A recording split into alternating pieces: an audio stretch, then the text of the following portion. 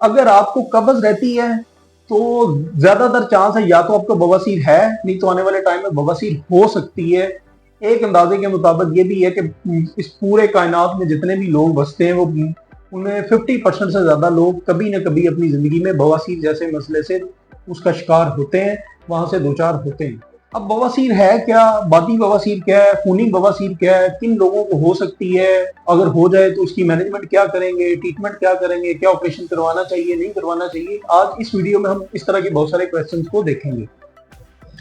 बवासीर पखाने वाली नाली के अंदर जो खून की नालियां होती हैं उसके फूलने को बवासीर कहते हैं। मैं एक दफा दोबारा बताऊं कि बवासीर खून के नालियों के फूलने को कहते हैं। वो नालियां जो पखाने वाली नाली के अंदर जो एनल कैनाल है उसके अंदर होती हैं। अब वो फूलती कैसे हैं? अगर किसी भी पेशेंट को एक कैनाल ही है ना, एक पेशेंट अगर उसको स्टूल बहुत ज्यादा सख्त आता है तो हर दफा उसको बहुत ज्यादा प्रेशर पड़ता है उन्हीं नालियों पे, तो वो फूल जाएंगी। अब बादी बवासीर क्या होती है? अगर वो खून की जो नालियां फूली हुई हैं वो कैनाल के अंदर अंदर फूली हुई हैं, यानी जिस्म के हिस्से के अंदर अंदर उस नाली के अंदर, उसको बादी बवासीर कहते हैं। और अमूमी तौर पे बादी बवासीर में खून नहीं आता। और खूनी बवासीर कहते हैं कि अगर वही खून की नालियां पखाने वाला जो रिंग है उसके बाहर बाहर अगर फूलेंगी तो उसको हम खूनी बवासीर कहते हैं। इनकी अलामत में थोड़ा थोड़ा डिफरेंस है।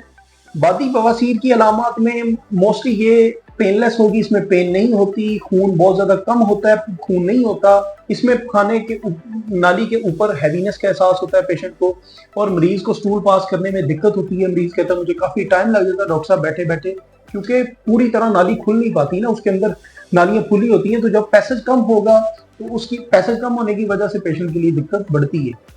अब खूनी बवासीर में क्या होता है कि जैसे स्टूल पेशेंट पास करता है तो अगर स्टूल हार्ड होगा तो खून की नाली पहले वहां पे कोई ना कोई फूली होती है, तो जिसको लोग गलतुलाम में मौका कहते हैं, लेकिन एक्चुअली में वो मौके नहीं होते। होता क्या कि स्टूल पास करने से वो कोई ना कोई नाली रप्चर हो जाती है, यानी फट जाती है। फटने से खून आ जाता है तो पेशेंट डर जाते हैं, पेशेंट आगे कहते हैं डॉक्टर साहब मेरे लिए मसले बन गए।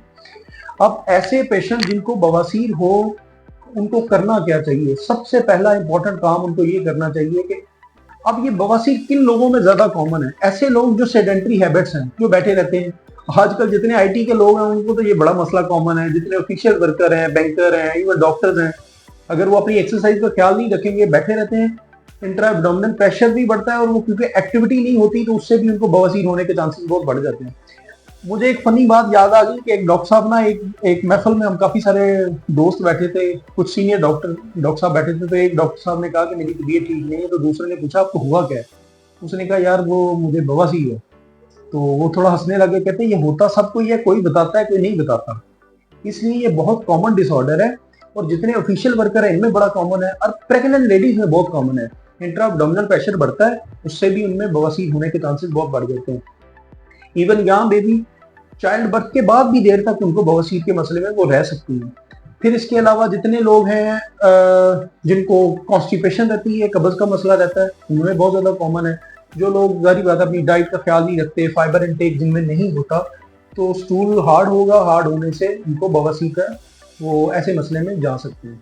अब करना क्या चाहिए अगर किसी पेशेंट को बवासीर वाला मसला हो? सबसे पहला काम जो घर बैठ के भी कर सकते हैं वो अपनी अपनी डाइट में फाइबर का इंटेक ज्यादा कर सकते हैं, ताकि आपको कॉन्स्टिपेशन ना हो।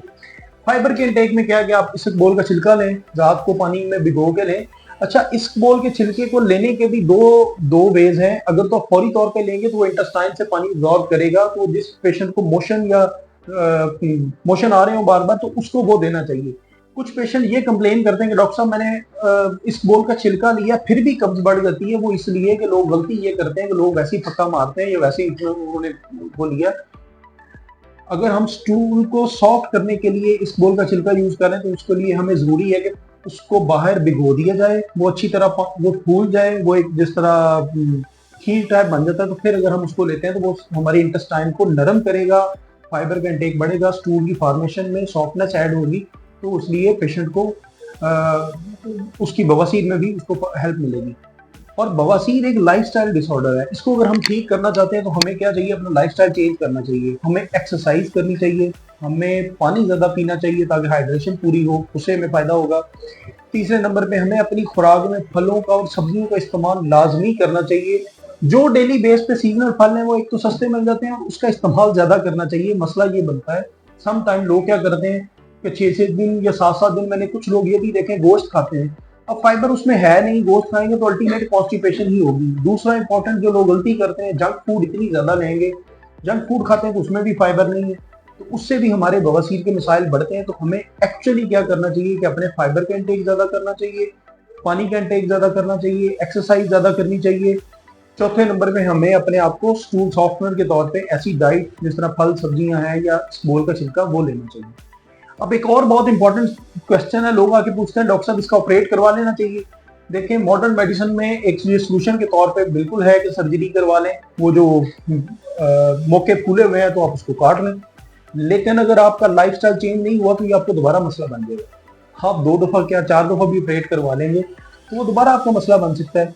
होम्योपैथी ऐसे पेशेंट्स के लिए बहुत अच्छी होप है। बहुत सारे पेशेंट हैं जो अल्हम्दुलिल्लाह नेगेटिव हो गए, जिन्होंने अपनी जिंदगी नॉर्मलाइज दोबारा आ गई। मेडिसिन ने अपना रोल प्ले किया, उन्होंने लाइफस्टाइल को चेंज करने में अपना रोल प्ले किया। अगर आप ये दोनों चीजों का कंबो करते हैं तो हम क्या करते हैं कि पेशेंट को ऐसी बीमारियों से हम बचा सकते हैं। आप सब लोगों का बहुत शुक्रिया। अगर आप होम्योपैथिक ट्रीटमेंट की तरफ जाना चाहते हैं तो मैं सजेस्ट करूंगा आप जिस इलाके में भी हैं अपने इलाके में किसी भी अच्छे होम्योपैथिक डॉक्टर से कंसल्ट करें। ये आपको ऐसे मसाइल से आपकी जान छूट सकती है।